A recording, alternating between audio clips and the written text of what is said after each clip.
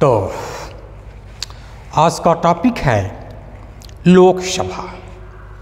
निम्न सदन जिसे बोलते हैं।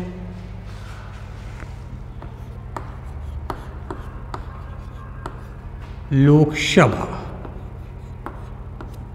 ऑब्लिक निम्न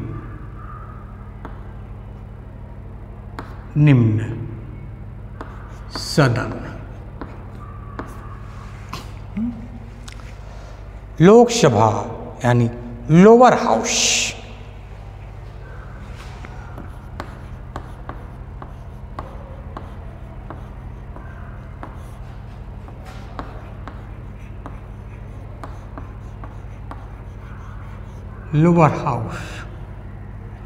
लोअर हाउस निम्न सदन। लोकसभा संसद का निम्न सदन है। चूंकि यह जनता के प्रतिनिधियों की सभा होती है। लोकसभा क्या होती है? जनता की प्रतिनिधियों की सभा।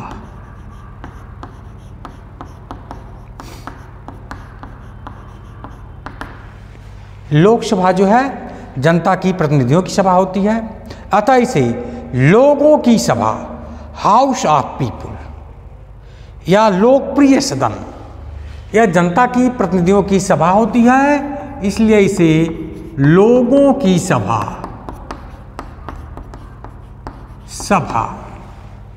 लोगों की सभा यानी house of peoples, house of people या लोकप्रिय सदन या लोकप्रिय सदन। लोकसभा जनता की प्रतिनिधि होती है यानी जनता की सभा होती है, इसलिए इसे लोगों की सभा या हाउस ऑफ पीपुल या लोकप्रिय सदन कहा जाता है। लोकसभा के सदस्य प्रत्यक्ष रूप से जनता द्वारा चुने जाते हैं। लोकसभा को राज्यसभा की अपेक्षा व्यापक शक्तियां प्राप्त होती हैं और इसी कारण कभी कभी लोग संसद का आशय लोकसभा से ही लगा लेते हैं। अब लोकसभा की संरचना, इसके बारे में हम जानें।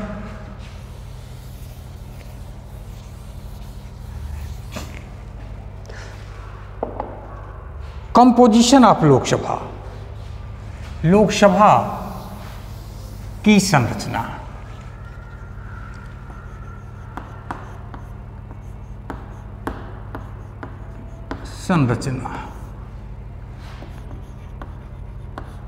कंपोजिशन ऑफ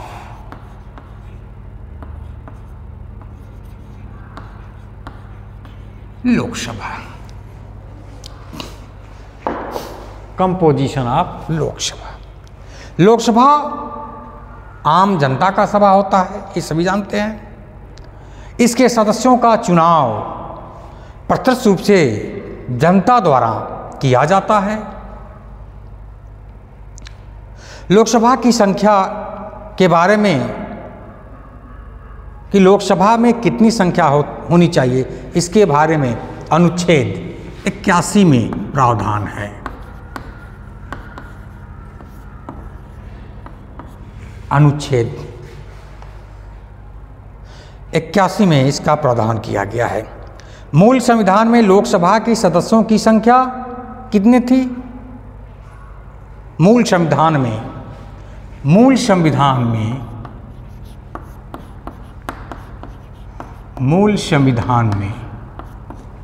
लोकसभा के सदस्यों की संख्या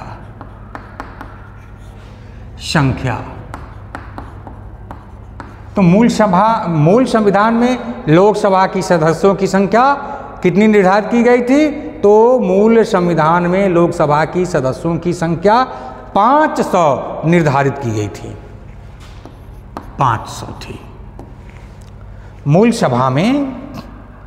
मूल संविधान में लोकसभा के सदस्यों की संख्या 500 थी, परंतु 31वें संविधान संशोधन अधिनियम 1974 31वां संविधान संशोधन 1974 द्वारा यह संख्या बढ़ा करके 545 कर दी गई। 31वां संविधान संशोधन अधिनियम 1974 द्वारा यह संख्या बढ़ा करके 545 कर दी गई। वर्तमान में इसकी संख्या जो है 543 ही है। अभी आगे इसके बारे में बताऊंगा, क्योंकि एंगल इंडियंस के 2 सीट जिनकी प्रतिनिधित्व नहीं रहता था, राष्ट्रपति 2 सदस्यों का निर्वाचित करते थे, उसे अब समाप्त कर दिया गया है। इसके बारे में मैं आगे भी व्याख्या करूंगा। तो 245 कर दी गई थी।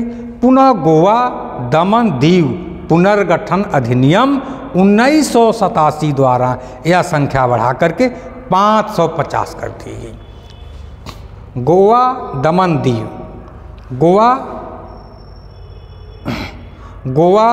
दमन दीव पुनर्गठन अधिनियम 1987 द्वारा यह संख्या बढ़ा करके 550 कर दी गई। 550 कर दी। किस अधिनियम द्वारा? गोवा दमन दीव अधिनियम 1985 के द्वारा यह संख्या बढ़ा करके 1987 के द्वारा यह संख्या बढ़ा करके 550 कर दी गई। तो इस तरह से लोकसभा की संख्या 550 हो सकती है। अब 530 सदस्य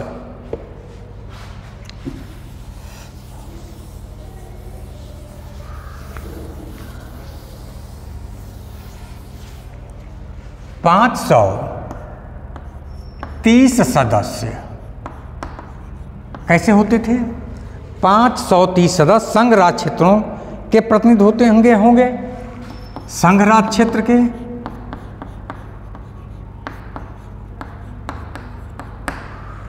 और संघ राज्य क्षेत्र के द्वारा निर्वाचित सदस्य होंगे। संघ राज्य क्षेत्र से निर्वाचित होंगे। ठीक है। संघ राज्य क्षेत्र से जो है 530 एक चुनाव द्वारा या निर्वाचित होंगे। अनुच्छेद 81 1 क। दूसरा क्या? 20 सदस्य संघ राज्य क्षेत्रों के प्रतिनिधि होंगे। 20 सदस्य जो है संघ राज्य क्षेत्र के प्रतिनिधि।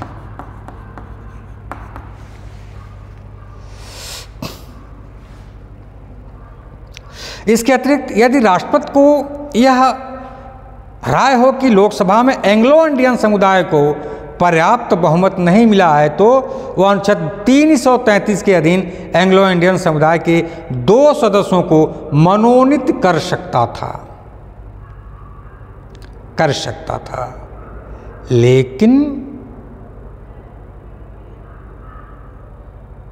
लेकिन लोकसभा के एंग्लो इंडियन समुदाय के आरक्षण को 104वें एंग्लो इंडियन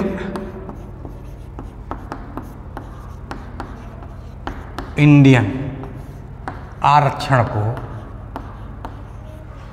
104वें संविधान संशोधन किया गया। 104वें संविधान 104वें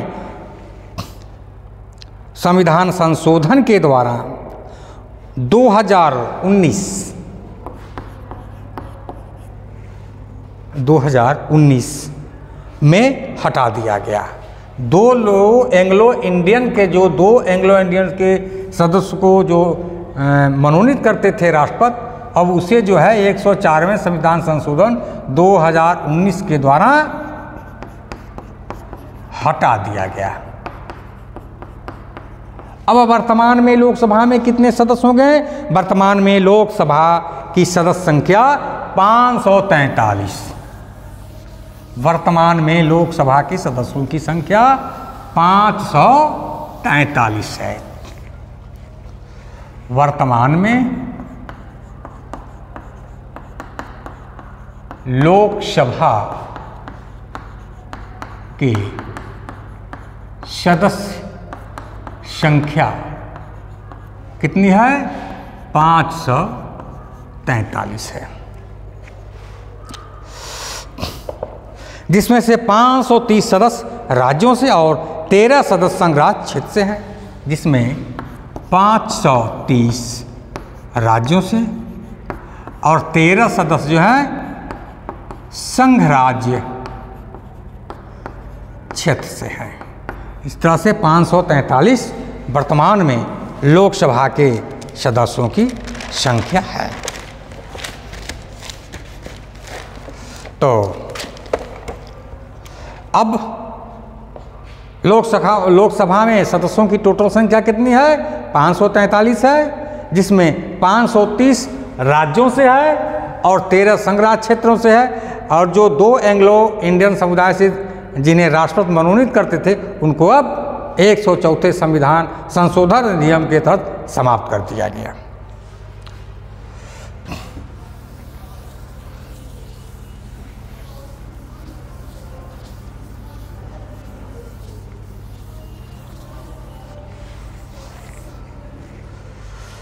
अब अनुसूचित जातियों तथा अनुसूचित जनजातियों के लिए लोकसभा में आरक्षण अनुच्छेद 330 के तहत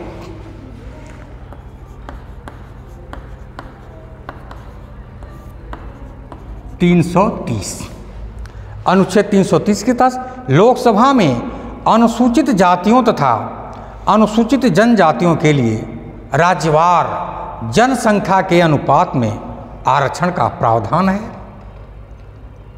आरक्षण का यह प्रावधान प्रारंभ में 10 वर्षों के लिए किया गया था, परंतु बाद में इसे 10-10 वर्षों के लिए बढ़ाया जाता रहा। राज्यों को लोकसभा में स्थानों का आवंटन उनकी जनसंख्या के आधार पर किया जाता है, परंतु प्रतिनिधित्व का अनुपात सभी राज्यों में तथा एक राज्य के सभी निर्वाचन क्षेत्रों में यथा साध्य समरूप रखा जाएगा। इस प्रकार से संविधान लोकसभा के निर्वाचन में प्रतिनिधित्व की एकरूपता को 2 प्रकार से स्थापित करने का प्रावधान करता है। पहला क्या है? विभिन्न राज्यों से, दूसरा एक ही राज्य के विभिन्न निर्वाचन क्षेत्रों से। हमारे मूल संविधान में यह व्यवस्था की गई थी कि प्रत्येक 10 वर्ष के पश्चात होने वाली जनगणना के बाद परिसीमन आयोग द्वारा लोकसभा में राज्य तथा संघ राज्य क्षेत्रों के प्रतिनिधियों की संख्या का निर्धारण किया जाएगा। इसी के आधार पर वर्ष 1971 में जनगणना के आधार पर लोकसभा के निर्वाचित सदस्यों की संख्या 543 निर्धारित की गई थी, जिसमें आंग्ल भारतीय समुदाय के मनोनीत सदस्य शामिल नहीं थे, परंतु 42वें संविधान संशोधन अधिनियम द्वारा इस व्यवस्था में संशोधन करके यह निर्धारित कर दिया गया कि वर्ष 2000 ईस्वी तक ये निर्वाचन क्षेत्र वही रहेंगे जो 1971 की जनगणना के आधार पर निर्धारित किए गए थे। पुनः 84वें तथा 87वें संविधान संशोधन द्वारा अनुच्छेद 81(3) के परंतु को संशोधित करके इस समय सीमा को बढ़ाकर 2026 तथा 1971 और 1991 की जनगणना के स्थान पर वर्ष 2001 की जनगणना को प्रतिस्थापित कर दिया गया है। इस प्रकार अब वर्ष 2026 तक लोकसभा के सदस्यों की संख्या 545 माने 230 प्लस 13, अब 2 जो एंग्लो इंडियंस थे उन्हें समाप्त कर दिया गया है, यानी कि 543 ही रहेगी।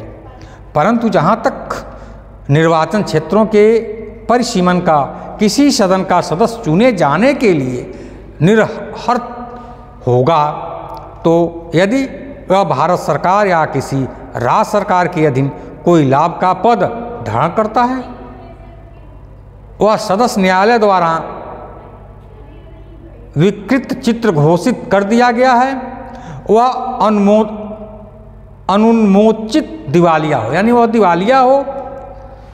यदि वह भारत का नागरिक नहीं है, उसे किसी विदेशी राज्य की नागरिकता स्वेच्छा से अर्जित कर ली है, वह किसी विदेशी राज्य के प्रति निष्ठा या अनुशक्ति स्वीकार कर लेता है। यदि वह दल बदल कानून के तहत निर्धारित हो गया हो, दल बदल के आधार पर निर्भरता विषय का प्रावधान 52वें संविधान संशोधन अधिनियम 1985 द्वारा संविधान में 10वीं अनुसूची को जोड़कर किया गया है। अनुच्छेद 101 के अनुसार कोई व्यक्ति संसद के दोनों सदनों का एक साथ एक सदस्य नहीं हो सकेगा और न ही वह संसद के किसी सदन और राज्य के किसी विधानमंडल का एक साथ सदस्य हो सकेगा।